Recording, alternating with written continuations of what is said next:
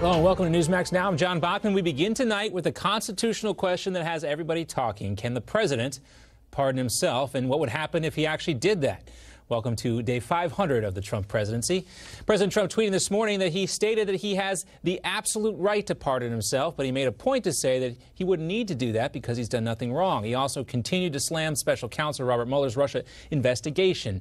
Quote, "The appointment of the special counsel is totally unconstitutional. Despite that, we play the game because I, unlike the Democrats, have done nothing wrong." Well, a letter from President Trump's legal team written back in January to special counsel Robert Mueller was recently leaked to the New York Times. That letter says the president could not obstruct an investigation that he himself oversees and could exercise his power to pardon. But the latest member to join, former New York City Mayor Rudy Giuliani, says he can, but would be making a big mistake if he did so.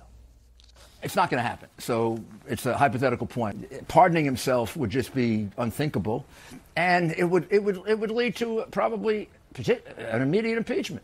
President Trump has no need to do that. He didn't do anything wrong. Well, joining us now to discuss this is Harvard Law professor and Newsmax contributor Alan Dershowitz. Professor Dershowitz, always great to see you. Thank you. All right, and as always, we encourage everybody at home to participate in the conversation. You can give us a call at 877-NEWSMAX to weigh in. All right. So here's the question for a constitutional scholar like yourself. Can the President of the United States, this president or any president, pardon himself? The answer is crystal clear. And if anybody gives you a different answer, they're pulling your leg. It's as clear as could possibly be. And the answer is no one knows. It's impossible to. The framers of the Constitution never debated it. It's not in the Constitution. There has never been a single decision by any court about it. So anybody, whether it's the President of the United States or academic scholars who say, yes, the president can, no, the president can't, are all overstating the position. Nobody knows the answer. And I want to add to that. We'll probably never know the answer because I don't believe any president will ever pardon themselves for a very obvious reason. They don't have to. A sitting president can't be prosecuted. And pardon doesn't apply to impeachment. So the concept just never will come up. The only time it could ever conceivably come up is if somebody was considering prosecuting the president after he left office. And if that were the case, then the president could wait for the last day, turn over the office to the vice president, retire one day earlier, on condition that the vice president pardon him. Then the vice president, who is now the president, pardons him. And the issue of presidential self-pardon doesn't come up. So it's a wonderful law school hypothetical, the kind of question I would have loved to give my students over the past 50 years of teaching at Harvard, but it's not a realistic question. I don't know why the president felt he had to raise the question, because it provokes criticism unnecessarily. Well, he likes to have a little fun with his Twitter followers. Well, you heard Rudy Giuliani earlier saying a lot of other legal scholars had said the same thing, that pardoning would lead to impeachment. You say that's not really a good assessment because we don't know what would happen, but what do you think would actually happen? Let's play law school. What do you think would happen if a president actually pardoned himself, just came out and said, I hereby pardon myself? Well, here I disagree with my friend Rudy Giuliani. I do not believe that would be a ground for impeachment. The Constitution is very clear. Treason, bribery, high crimes, and misdemeanors. Pardoning oneself doesn't fit into any of those categories. So you cannot, in my view, impeach a president. I have a book coming out now called The Case Against Impeaching Trump, in which I lay out an argument, which is very disputed among academics, that in order for there to be an impeachment and a removal, there must be treason, bribery, or a specified high crime and misdemeanor. You cannot, in my view, impeach a president for misconduct, for malservice in office, or anything else. That's what the framers rejected. That's what Madison rejected. And that's what the Constitution rejected. The Constitution has specified criteria, and unless those criteria are met, in my view, there can't be impeachment. So if the president would have pardoned himself, that would not constitute a ground for impeachment and removal. And you could make the argument, too, Alan, that that's what voters rejected, too, with the impeachment of President Bill Clinton, too, because there was backlash as well. And as I mentioned, you know, the president probably, I'm making an educated guess here, he's probably just having a little fun on Twitter, getting his followers all worked up this morning, getting everybody talking about absolute power. Still, many of President Trump's opponents Now, yeah, some might agree with you. There's lots of good news to talk about besides doing this, but Trump is going to Trump, as they say. But many of President Trump's opponents today, who were the first ones to toss out the I word, impeachment, were also the same ones defending President Clinton back in the 1990s. That includes California Congresswoman Maxine Waters. Here is her back in 1998 vowing to fight President Clinton's impeachment. Take a listen. It is clear that these allegations, these articles of impeachment, do not meet the test of the Constitution. They do not meet the test of high crimes and misdemeanors. I will continue to argue the case that these are not impeachable offenses. I will continue to talk about the meanings of the Constitution of the United States of America. I will continue to talk with my colleagues in an effort to try and stop this impeachment effort. Now, Alan, she makes a lot of sense there based on your definition of impeachment. She does, but she makes sense only when she supports her views and then changes her mind completely if Republicans in the presidency, look, why anybody would listen to Congresswoman Waters on a constitutional issue, I don't know. She's a partisan. We want to show everybody at home, Alan, we want to show everybody just how far she's come from her position. You can make the argument, of course, that was supporting her own party, but a principled stand if you take it out of the mouth of who said it there. But here is Maxine Waters talking about the current president. How many of you in your organizations have said impeach 45? Impeachment is about whatever the Congress says it is. There is no law that dictates impeachment. What the Constitution says is high crimes and misdemeanors, and we define that. Bill Clinton got impeached because he lied. Here you have a president who I can tell you and guarantee you is in collusion with the Russians to undermine our democracy.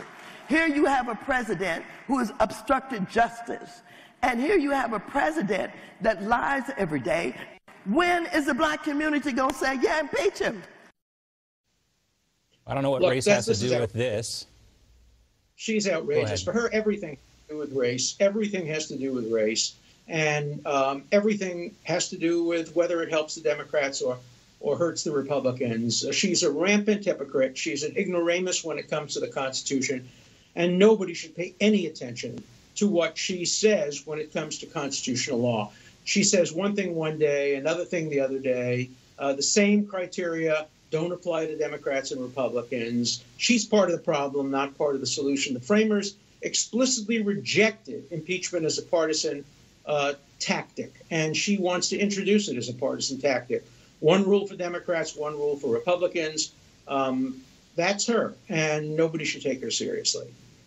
A lot of Democrats want her to keep talking. I mean, a lot of Republicans want her to keep talking about that because that's really getting the Republican voter base worked up and getting them energized to get to the polls. Now, we've talked a lot about Bill Clinton. He weighed in on the Russia investigation. President Clinton, as you know, is on a book tour now with the author James Patterson. They have a new fiction book out called Where's the President? But President Clinton had this to say about what would happen if a Democrat were in office today. Take a listen.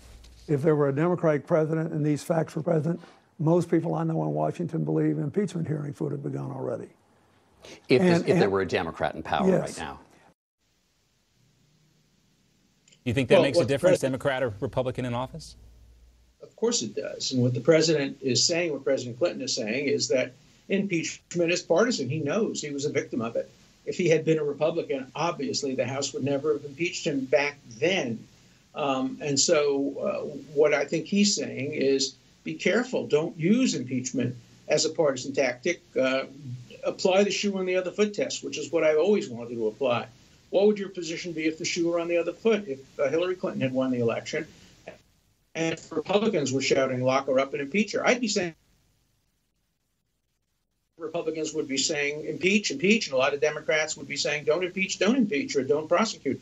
So we need neutral principles that apply whether we're talking about Democrats or Republicans. But we're not getting that from the likes of Congressman Waters. I do think that President Clinton did say what he said in order to make it clear to us that we should avoid partisan recrimination in efforts to try to govern when we have a controversial president. He understands that because he was a victim. All right, as we wrap it up here, one last topic I want to get to is this ruling that came out of the Supreme Court today on the Colorado bakery case. The Supreme Court handed down a victory to a Christian baker from Colorado who refused for religious freedom reasons to make a wedding cake for a gay couple all the way back in 2012. The justices faulted the Colorado Civil Rights Commission's handling of claims brought against the baker, saying it showed a hostility, or he showed a hostility towards religion. Therefore, the commission, quote, violated his religious rights under the First Amendment of the Constitution. This is an important ruling. Some people say so. Do you agree? Well, I'm waiting for this baker and see how he responds when the next couple comes in, one of whom has been divorced previously. Is he going to say, as a Christian, I cannot bake a cake for somebody who's getting married who's been divorced, because the New Testament explicitly prohibits remarriage of anybody who's been divorced. There's a much stronger religious basis for not allowing somebody to be married who's been divorced than there is for allowing two men to get married. The New Testament doesn't really deal with that explicitly. But Jesus was as clear as anybody could be that once you've been married, it's forever, and you can't get divorced, and if you do get divorced, you can't get remarried. So if this baker is not going to be a hypocrite and is not using religious cover for anti-homosexual bigotry, let's see how he deals with the first couple that comes to have a cake bake, one of whom is divorced. I think this is hypocrisy run rampant myself. All right, and this is a very narrowly tailored decision, only dealing with this one case, so not big implications here. Also, we wanted to talk about some of these other cases coming up before the Supreme Court. There's this Gill versus Whitford, which is revisiting a 2010 case about gerrymandering in Wisconsin. Carpenter versus the United States, or v. the United States, which focuses on the government's ability to track people through their cell phone GPS.